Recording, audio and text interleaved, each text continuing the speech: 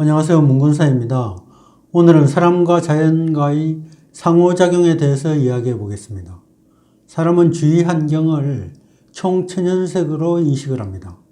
색깔을 구분할 수 있는 시각을 가졌다는 뜻입니다. 그런데 개는 이 색깔을 구분하지 못하는 생명입니다. 개는 녹색과 빨간색을 구분하지 못합니다. 그러니까 개에게는 알록달록한 색의 장난감을 주는 것은 사실은 별 효과가 없습니다. 이 정록 생명인 개는 대신에 명도를 잘 구분하는 능력을 가지고 있습니다. 개들에게 밤은 이 인간에게처럼 어두운 것이 아니라 낮보다 검은색이 더 진할 뿐입니다. 사람들에게 어둠은 밤과 죽음의 편이고 빛은 낮과 생명을 의미합니다. 현재의 우리들은 밤을 가능하면 낮처럼 밝히기 위해서 많은 에너지를 소모합니다. 하지만 동물들은 오히려 밤에 활발하게 활동합니다. 사람들이 밤을 환하게 밝히는 까닭은 분명합니다. 사물을 명암으로 구분하는 능력을 잃어버린 채 색깔로 구분하는 데 익숙해졌기 때문입니다. 이 인류는 자기 모습을 감추고 싶을 때 이 금등을 칠하는 것이 오랜 관습이었습니다. 인류 세계에서는 검은 것, 어두운 것은 선뜻 다가갈 수 없는 잠재적인 불안 요소입니다. 사람들이 빨간색, 녹색, 이 노란색을 구분하는 것은 사실 굉장히 중요한 재능입니다. 당분과 영양분이 풍부한 열매는 익으면 녹색에서 적색으로 변하거나 불그스레한 색을 띠게 됩니다. 물론 끝까지 파란 사과도 있기는 하지만 대부분의 과일들은 익으면 색깔이 변합니다. 이처럼 잘 익은 열매의 색깔을 구분하는 능력을 가졌다는 것은 곧 열매를 손쉽게 얻을 수 있다는 뜻을 내포하고 있습니다. 이 꽃은 꽃가루가 많을수록 반짝이는 노란 빛을 띱니다. 이 노란색은 꽃가루가 많다는 표시로 곤충들은 노란색에 강하게 끌리게 됩니다. 많은 꽃들이 자외선을 뿜어냅니다. 이 자외선을 곤충은 볼 수 있지만 사람은 보지 못합니다. 이 곤충이 인지하는 색의 스펙트럼은 사람이 보지 못하는 자외선 영역에 속합니다. 곤충은 붉은 양귀비꽃처럼 아름다운 진홍색을 보지는 못합니다. 이 꽃들을 자세히 살펴보면 구조가 대칭을 이루고 있는 것이 대부분입니다. 이 생태계에서 안정된 대칭형을 이루고 있다는 것은 젊고 싱싱하며 또 올바른 형태로 성장했다는 것을 의미하는 상징입니다. 우리 사람의 신체도 대칭 구조를 가지고 있습니다. 우리가 미인을 인식할 때도 이 대칭 구조가 매우 중요한 역할을 합니다. 우리 안면의 좌우가 대칭에 가까울수록 우리는 아름답다는 인식을 가집니다. 이 포유류 중에서도 유일하게 색깔을 구별할 줄 아는 인류는 색깔을 구별할 수 있었기 때문에 이 꽃의 화려하고 선명한 색깔을 좋아하게 되었습니다. 그래서 꽃다발을 선물로 받으면 기분이 좋아집니다.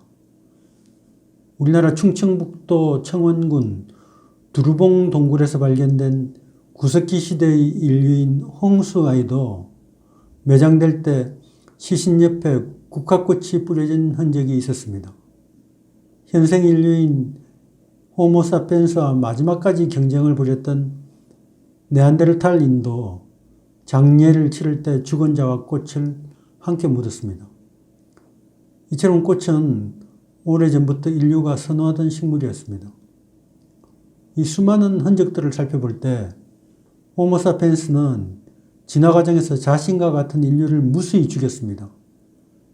그 결과 둘도 아닌 단 한 종의 인류, 호모사피엔스만 살아남았습니다. 이 지구상에는 분명히 다른 종의 인류가 존재한 수많은 증거가 있습니다. 네안데르탈인은 마지막으로 멸종된 인류입니다. 우리의 이 뇌는 일정한 온도가 보장되어야 활발하게 활동을 할 수가 있습니다. 뇌의 활동을 보장하는 것이 우리의 체내에서 생산되는 열입니다. 이 따뜻한 체온과 유능한 뇌의 활동은 서로 뗄래야 뗄 수 없는 관계에 있습니다. 기후 변화가 시작되면서 체온이 일정하지 못했던 파충류는 사라졌지만 체온이 일정하게 따뜻한 동물들인 포유류는 이 따뜻한 체온을 바탕으로 점점 크고 우수한 뇌를 발달시킬 수가 있었습니다. 체구가 훨씬 작은 인류가 공룡 같은 거대 파충류를 대신해서 지구의 지배자가 된 것은 이런 이유 때문입니다. 우리 인류의 뇌는 비싼 대가가 따릅니다. 이 뇌의 용량은 몸 전체의 2%에 지나지 않지만 에너지 소모는 전체의 20%를 차지합니다. 이 진화의 과정에서 식물성 먹이에서 동물성 먹을거리로 전환하지 않았다면 우리는 오늘날과 같은 형태로 존재하지 못했을 수도 있습니다.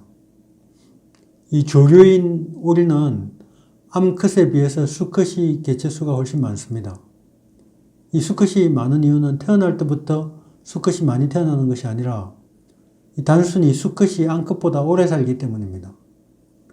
이 수컷이 암컷보다 오래 사는 이유는 이 수오리는 몸집이 크기 때문에 먹이가 부족한 겨울에 암오리보다 더 많은 영양분을 저장할 수가 있습니다.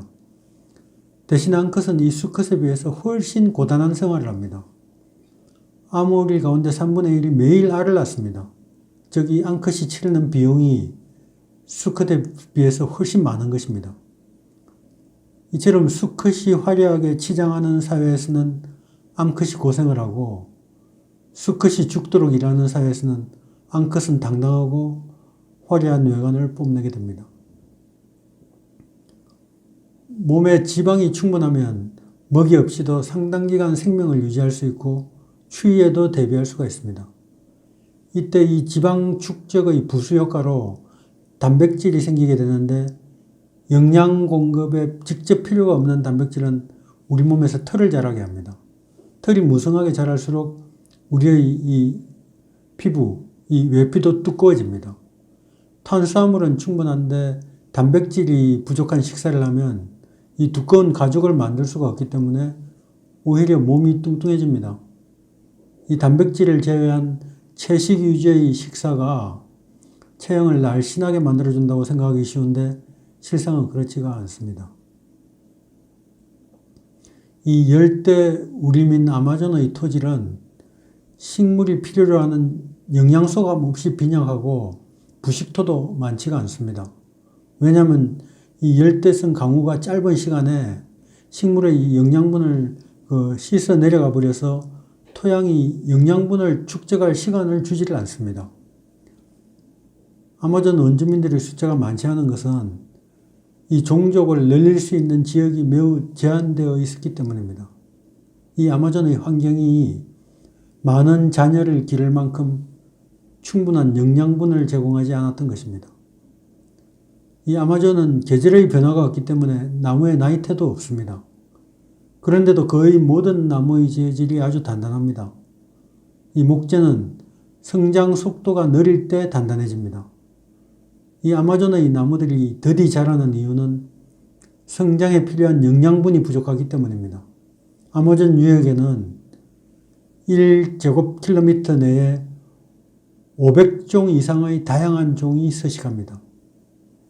나무 한 그루 한 그루마다 거의 다 종이 다릅니다. 아마존에 서식하는 나무의 종류가 많은 것은 영양분이 부족하기 때문입니다.